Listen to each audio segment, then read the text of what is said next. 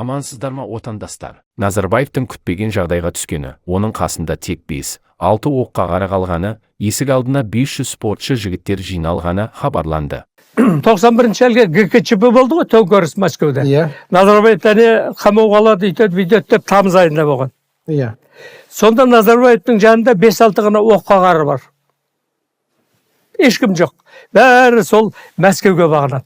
Сонда мен деген Мұстафа Өзтүріктің, оны енді Қазақстанға алып келген мен өзім інімдей соның шәкірті. Мұстафа өзі болған жоқ, Закиржан деген бір мықты қара белбеу. Солардың шәкірті інім бар, Асқар деген. 500 адамды жинадым ғой. Ана үлкен үйдің, Алматыдағы үлкен үй, отырған үйде 500 адам. Сол кешке жақын бәрі тарап кеткенде Назарбаев әніміне қамайды. Сонда кабинетінде тұрып терезеде көрсетті мана жігіттерді. Әне, жігіттер тұр. Сіз үшін жанын беруге даяр. Назарбаевты қорғайтын топ олар. Қорғайтын. 500 адам. Әлгі таэквондо, қара белбеу 500. Сол жігіттер бар. Исатай деген қазір кімнің мектебін ашып, таэквондо мектебін ашып, сол Мұстафаның жалауын биік көтеріп жүр. Тағы басқа азаматтар бар. 60 деген менің інім, сол досы кімнің Мұстафаның. Көтерген, мен берілсем, қатты берілем. Арамдық жоқ. Жаңа сен айтып отырған аттарына қайталатамайық. Олар бәрі жағдай жасап болды ғой. Дүреке. Мені жамандайды, өздері қалталарын ақшаға толтырды, байлыққа батты. Сіздің Назарбаевпен араңыздағы байланыс қандай деңгейде болды? Жақындық немесе алыстық деген секілді. Солардан кейін, мысалы 2010-нан кейін сіздің жаңағы ең берген өте жақсы жаңағы ұсынысыңыз екі парламентке әділ сайлау өткізу, сол арқылы халыққа билікті беру дегенді ол енді қолдамады ғой.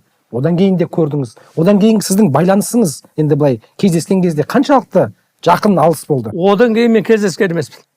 Кездескен жоқсыз, Жоқ, қабылдамайды. Енді қараңызшы, бір осы сұхбатыңызда мен жаңа сөзіңізді бөлейін деп едім, өйткені сіз оны үлкен кісі болған соң сөзіңізді бөлгім келмеді. Оның үстінде өзіңізді ескерттіңіз. Тура осы жаңағы Жақсыбековпен кездескен кездегі сіз мені онда бас прокурордың орнын бер деген кезіңізді осы алдындағы сұхбаттарда айтқан екенсіз.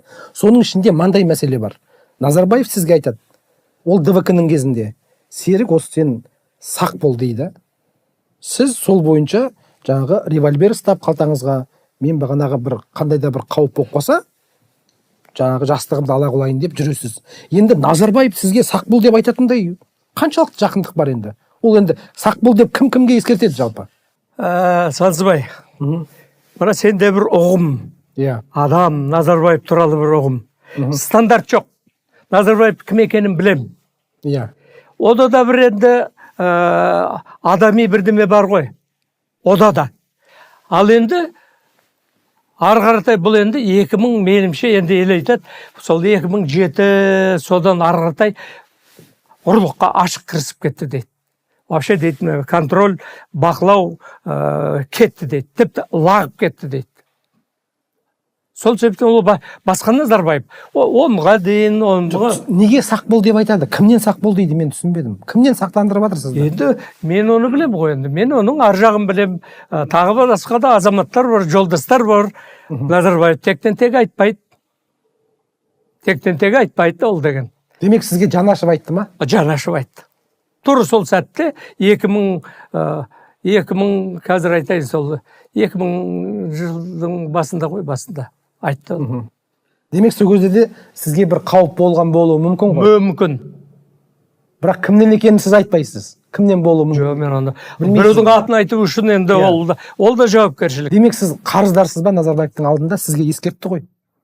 Неге мен қарыздар боламын? Сізге қауіпті ескертті ғой, сізге жақын адам болып тұр ғой. Мен оны өзін ескертіп жүрмін ғой. Мына ұрлық жақсылықпен бітпейді. Нұреке, бір Құдай бетін арысын, жаман бір жағдай болып қалса, жаныңызда бір адам жоқ.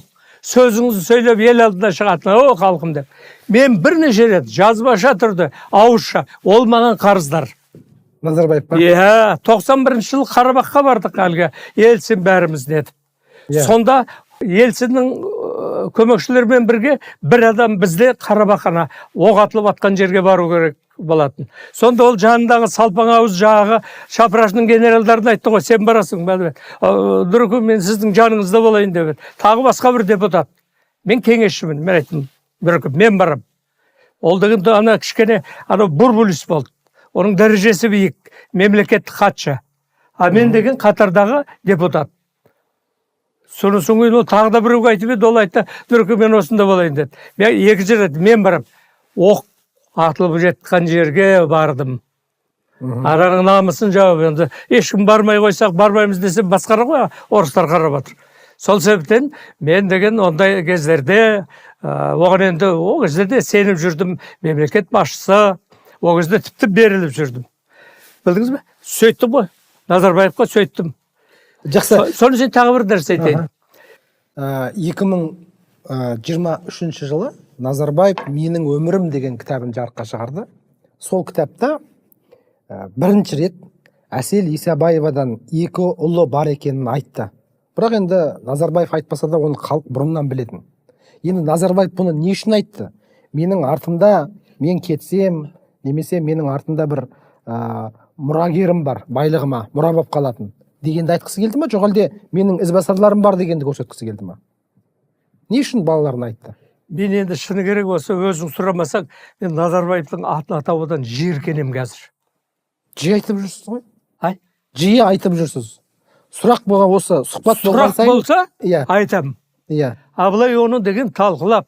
Енді тоқал олдың деген жалғыз тоқалы болған жоқ қоядың. Тоқалдар өте көп болды. Енді ұл туып берді. Мүмкін содан енді бір ерекше қатынастары болды ма деген. Арсыз адам ғой ол деген. Енді әрине мұны белгілеп, міне бар, менің жалғасым бар. Ол енді ойлаған жоқ қой, өстіп абыройсыз міне барлығынан айырылам деп бүйтіп ойлаған жоқ. Ол деген Тоқаевты уақытша ғана отырғызды жерге. Оны деген қаңтарда алып тастап, орнына өзінің біреуін қойғысы келді ол деген. Ол деген әлгі Ликван Ю секілді 90-ға дейін жүргісі келді саясатта, сол Дэн Сяопин болып.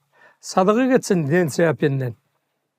Демек, ұлдарын көрсетуінің себебі менің артымда ізімді басып келатқан туған балам бар, ұлым бар. Осылар ертең елді басқару мүмкін дегенде меңзегісі келген жоқ па?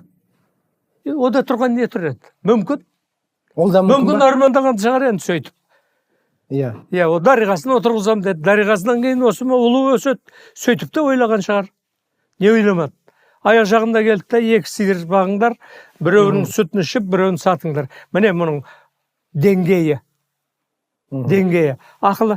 Бұрын енді көмекшілердің айтқанымен жүрді де, содан кейін сол көмекшілері де кішкене өзін жіберді. Мүмкін өзді олардың да ойлары болды. Мұның кішкене сүйкімі кетсін. Соны сөйтіп ақырын сүйкімі кете бастады. Бұл деген аласұрып, оның бәрін итеріп отырды. Көмекшілер итеріп отырды. Гиффенмен деген жақсы таныс. Оларда деген өте күшті идеолог.